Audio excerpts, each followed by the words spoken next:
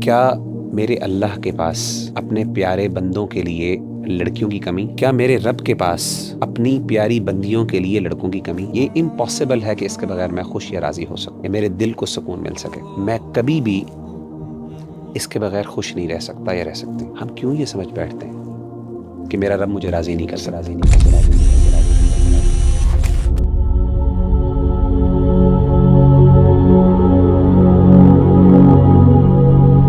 وغیرہ بھائی ہمارے نوجوانوں کو اکثر عشق ہو جاتا ہے اور اس عشق کے اندر وہ اتنے مبتلا ہوتے ہیں کہ وہ سمجھ بیٹھتے ہیں کہ اب ان سے ہی جن سے ان سے عشق ہو گیا ہے ان سے ان کا نکاح ہوگا، اور کافی جد و جہد کے بعد بھی اگر ان کو عشق نہیں مل رہا، وہ پیار نہیں مل رہا جس میں وہ ایٹ دی اینڈ نکاح نہیں ہو رہا اس کا، اور نکاح نہیں ہوتا اکثر، تو جب اس کے بعد ایک درد اور تکلیف انسان گزرتا ہے، بڑی مشکلات بھی اس میں آتی ہیں اور انسان کی زندگی کا تصور بھی چینج ہو جاتا ہے۔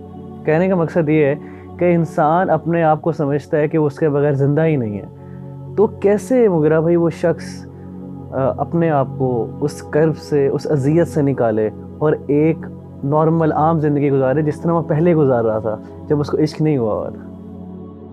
ربیع اللہ بھائی، میں یہ سمجھتا ہوں کہ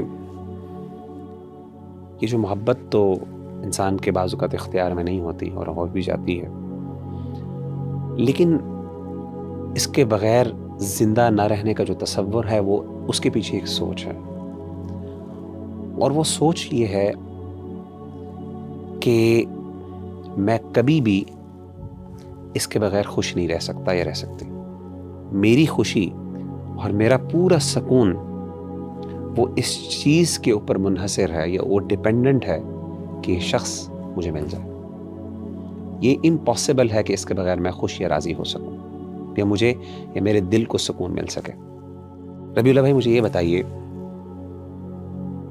کیا میرے اللہ کے پاس اپنے پیارے بندوں کے لیے لڑکیوں کی کمی؟ بالکل نہیں۔ ایک اور چیز میں آپ سے سوال پوچھتا ہوں، کیا میرے رب کے پاس اپنی پیاری بندیوں کے لیے لڑکوں کی کمی؟ ہم کیوں یہ سمجھ بیٹھتے ہیں کہ میرا رب مجھے راضی نہیں کر سکتا؟ میں کیوں یہ سمجھ بیٹھتا ہوں کہ میرا رب مجھے خوش نہیں کر سکتا؟ میری کیوں خوشی اسی شخص کے ساتھ معلق ہے؟ میں آپ کو ایک واقعہ بیان کرتا ہوں، ایک محبت کی کہانی چھوٹی سی آپ کے گوش گزار کر دیتا ہوں۔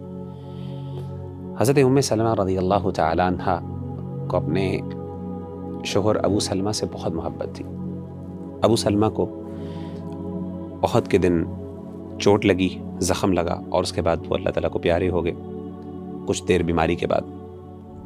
تو اللہ کے رسول صلی اللہ علیہ وسلم ان کی عیادت کرنے آیا کرتے تھے، اور جب اللہ کے رسول صلی اللہ علیہ وسلم کو یہ پتہ چلا کہ ابو سلمہ دنیا سے رخصت ہو گئے ہیں، تو آپ نے حضرت ام سلمہ کو ایک دعا سکھائی اور کہا، آپ یہ کہیں انا للہ و انا الیہ راجعون، کہ ہم سب اللہ کے ہیں اور اسی کی طرف ہم نے لوٹ کے جانا ہے، اور ساتھ یہ بھی کہ اللہم اجرنی فی مصیبتی واخلف لی خیرا منہا، کہ اللہ جو مجھ پہ تکلیف آئی ہے تیری طرف سے، اس تکلیف کو رائگاں نہ جانے دینا۔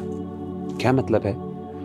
کہ اس تکلیف کے بدلے مجھے کچھ نہ کچھ اجر ضرور دینا، یعنی یہ ضائع نہ ہو جائے، یہ نہ ہو کہ بس یہ ہو گئی، میرا دل ٹوٹ گیا، یا جو بھی میرے ساتھ معاملہ ہوا وہ میری غلطی تھی نہیں تھی ایک علیحدہ بات، لیکن اللہ یہ تکلیف جو ہے یہ میرے اوپر آزمائش ہے، میں اس پہ صبر کرتی ہوں یا کرتا ہوں، اللہ اس کو رائگاں نہ جانے دینا۔ واخلف لی خیرا منہ، اور اللہ مجھے اس سے بہتر عطا کر۔ ابو سلمہ اور ام سلمہ کی آپس میں بہت محبت تھی، اور ان کا واقعہ جو ہے ہجرت کا وہ ذرا پڑھیں تو انسان کو اندازہ ہوتا ہے، بڑا دردناک واقعہ ہے ان کا جو فیملی میں آپس میں جو انہوں نے آزمائش جھیلی دین کی خاطر، وہ ذرا دل ہلا دینے والا واقعہ، وہ ذرا پڑھنے والا۔ تو حضرت ام سلمہ کہتی ہیں کہ میں یہ سوچا کرتی تھی، یہ دعا تو میں نے پڑھ لی کہ اللہ مجھے اس سے بہتر عطا کرے، کہتی مجھے یہ سمجھ نہیں آتی تھی، یعنی میرے دل میں جو ابو سلمہ کے لیے محبت تھی وہ کون شخص لے سکتا ہے؟ کہتے مجھے یہ بات ہضم نہیں ہوتی تھی، مجھے سمجھ نہیں آتی تھی کہ کون ابو سلمہ سے میرے لیے بہتر ہو سکتا ہے۔ انسان بھی یہ سمجھتا ہے محبت اور عشق میں کہ اس بندے کی جگہ کون لے سکتا ہے، اس سے بہتر کون ہو سکتا ہے، اصل میں یہی سوال ہے۔ تو کہتے لیکن میں پھر بھی اس پر اعتماد کرتے ہوئے، توکل کرتے ہوئے دعا پڑھ لیتی، اللہ مجھے بہتر عطا کر۔ میرے نبی نے کہا کہ مجھے بہتر مل سکتا، میرا رب کہتا ہے کہ تجھے بہتر مل سکتا۔ مختلف رشتے آئے، سیدنا ابو بکر کے آئے، بڑے لوگوں کے رشتے آئے، سبحان اللہ، نہیں مطمئن ہوئی، یہاں تک کہ اللہ کے رسول صلی اللہ علیہ وسلم کا رشتہ آ گیا۔ اللہ، جب اللہ کے رسول صلی اللہ علیہ وسلم سے آپ کی شادی ہوئی، ام سلمہ کی، کہتی ہیں سبحان اللہ، مجھے اندازہ ہوا کہ واقعی میرے رب کو پتہ ہے کہ مجھے اس سے زیادہ خوشی مل سکتی ہے اور مجھے ملی۔ تو اصل بات یہ ہے کہ یہ جو سمجھنا کہ میرا رب مجھے راضی نہیں کر سکتا، میں سمجھتا ہوں کہ یہ ہم نے اللہ کی محبت کو اور اللہ تعالیٰ کی قدرت کو پھر سمجھا ہی نہیں۔ انسان کو دعا کرنی چاہیے، جیسے استخارے کے آخر میں آتا ہے نا، اللہم رضنی بہ، اللہ فیصلہ تو کر لے، میں تیرے اختیار میں دے دیتا ہوں یا دے دیتی ہوں، لیکن اللہ پھر میرے دل کو بھی ٹھنڈا کر، میرے دل کو راضی کر دے۔ تو یہ اللہ سے دعا مانگنی چاہیے، انشاءاللہ اللہ تعالیٰ بہتر عطا کر دے گا۔ اللہ پہ ٹرسٹ کرے انسان۔